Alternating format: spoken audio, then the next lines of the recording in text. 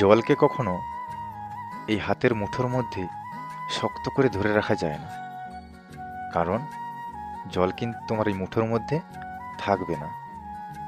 জল তার নিজের রাস্তাটা নিজে তৈরি করে।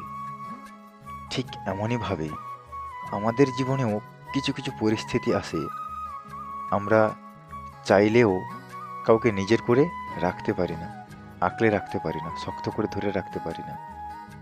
তুমি হাজার চেষ্টা করলেও পারবে না, কারণ সে তার নিজের রাস্তাটা তৈরি করেছে, সে কিভাবে বেরিয়ে যাবে তোমার কাছ থেকে। তাই এরকম পরিস্থিতি যখন আসবে, আমাদের খালি একটাই কাজ করতে হবে, চুপচাপ দেখে যাও, চুপচাপ সয়ে যাও।